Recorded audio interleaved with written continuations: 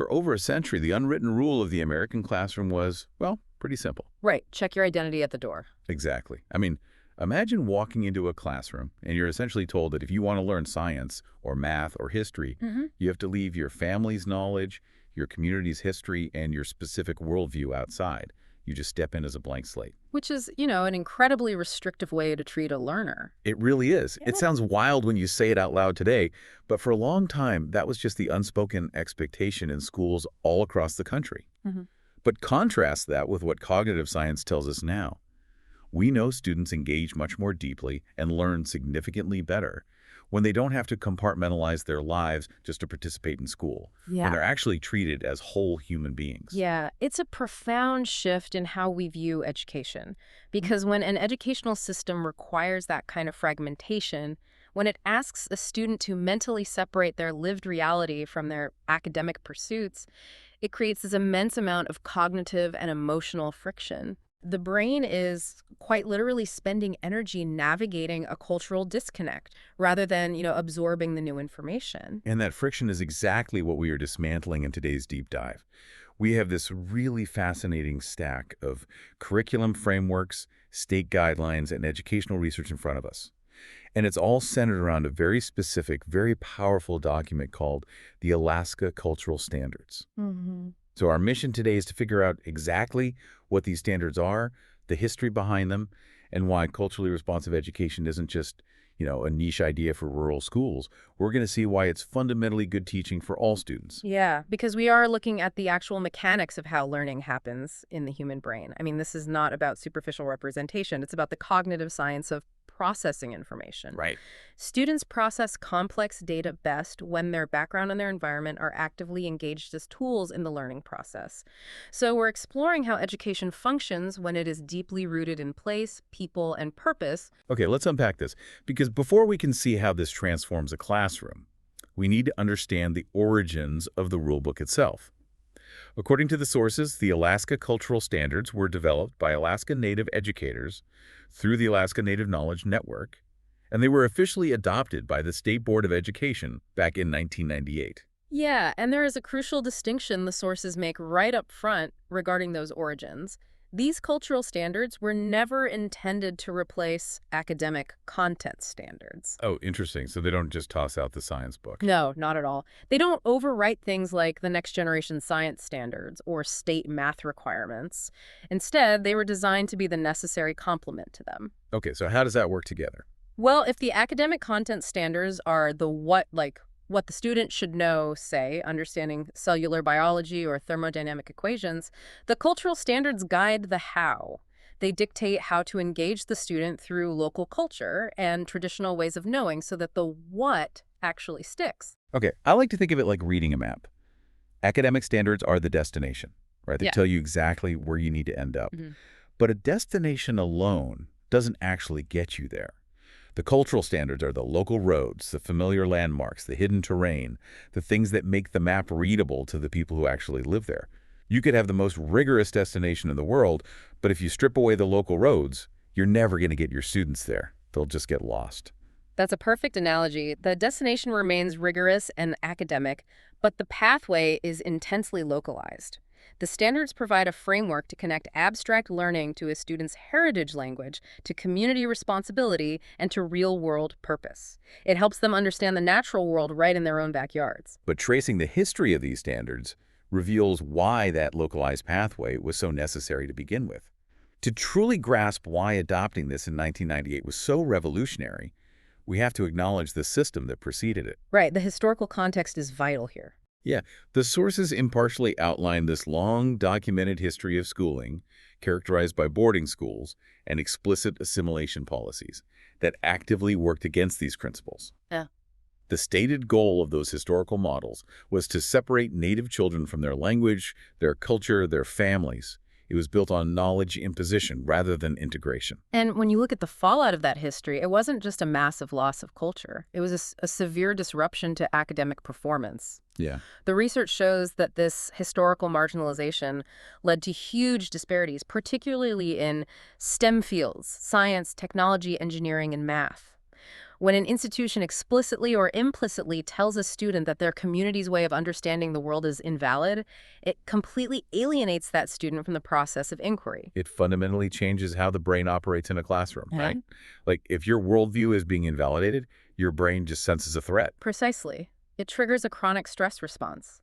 In educational psychology, there's this concept known as the affective filter. The affective filter. Yeah, think of it as an invisible emotional wall that a stressed or alienated student puts up. And when that wall is up, it physically blocks the brain from retaining new academic information. The Alaska Cultural Standards offer a healthier alternative by lowering that affective filter. Right. They mandate a pedagogical shift from passively learning about a topic to actively figuring out a phenomenon. I gotta admit, though, when I first read through this stack of research, my immediate worry was about academic rigor. Like, a common concern you hear is that by focusing so heavily on local heritage and cultural integration, schools might accidentally sideline the hard physics or the advanced biology these kids need to compete globally. So, does leaning into culture mean we're lowering the bar for science? The sources strongly refute that assumption. In fact, it works in the exact opposite direction. Culturally responsive teaching makes rigorous learning significantly more accessible and durable. Okay, how so? Well, the framework presented here treats indigenous knowledge not as, historical folklore, but as a highly rigorous empirical science system. We are talking about thousands of years of systematic observation, environmental monitoring, and iterative engineering. Wow. That is the very definition of longitudinal data, validating that knowledge actually raises the bar by grounding abstract textbook concepts in complex real-world data sets that the students can actually see and measure. Here's where it gets really interesting. To see how that plays out, we should look at a tangible classroom experience. Rather than looking at this subject by subject, like a little math here, a little civics there, the sources show how these standards combine multiple disciplines into cohesive, high-level investigations. Yeah, the integration is key. Let's take the example of the Shaken Bay stone weir mentioned in the frameworks, and how studying a local salmon run integrates everything a student needs to learn. Imagine a middle school class stepping outside to study that environment. Under an older, standardized model, they might just sit at a desk and memorize the life cycle of a fish from a diagram, right? Right, totally disconnecting. Exactly. But under the Alaska Cultural Standards, they are studying the hydrodynamics and engineering of an 11,110-year-old ancient stone weir, which is a traditional fish trap at Shaken Bay. They're out in the field studying complex systems, but the anchor is this incredible piece of local indigenous engineering. And because they are physically interacting with that weir, the science naturally bleeds into physics and math. They have to understand the forces of water acting against those stones. Right. And the math gets incredibly sophisticated when they start analyzing real, localized subsistence harvest data. We should clarify that a subsistence harvest isn't just a hobby. In many Alaskan communities, it is the fundamental economic and nutritional backbone of the region. It's survival. Exactly. So students use population modeling to track how many salmon are harvested versus how many need to spawn to sustain the ecosystem. They are doing advanced statistical analysis, but the data represents their family's actual food supply. The stakes are real. The math is just as rigorous as a textbook word problem, but the application is deeply relevant to their community planning. And this naturally brings us to how civics and history are completely reframed here, too. Oh, right, because of the management aspect. Right. If you're studying the local salmon run and the subsistence harvest, you inevitably have to understand who manages that river. Which brings in the 1971 Alaska Native Claims Settlement Act, or ANCSA. This act established regional corporations and completely reshaped land ownership and resource management in the state. So students aren't just memorizing the three branches of the federal government in a vacuum. They're examining tribal co-management of resources with federal and state agencies. They're studying borough decisions. It's civics applied to the very land they live on, determining who has the right to fish and how those decisions are made. And we cannot overlook how this integrates English language arts and career education. There is a specific cultural standard D that focuses on learning through oral history and interacting with elders. Oh, wow. Yeah, to understand the historical changes in that salmon run, or maybe the shifting timing of the river ice breakup, students conduct structured interviews with local elders and community knowledge holders. And then they synthesize this qualitative data into what the framework calls a cultural atlas. I mean, they are practicing incredibly high-level ELA skills, developing questions, active listening, transcribing, synthesizing complex narratives, writing reports. Exactly. And they're doing this while interacting with local tradespeople, health aides, pilots, fishers, and elders who are invited into the classroom not just as occasional guest speakers, but as actual co-teachers. And treating these elders as sovereign knowledge holders introduces a profound level of academic responsibility, which brings us to the ethics of data collection.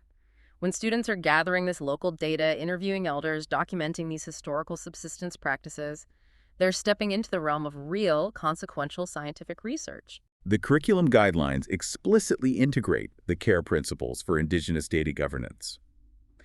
This is fascinating to me because it teaches students that ethical science requires treating community stories and traditional knowledge with the exact same rigorous respect and protection as laboratory results. Yeah, they learn about source authority. They learn the necessity of getting explicit, informed consent before sharing a community's historical data.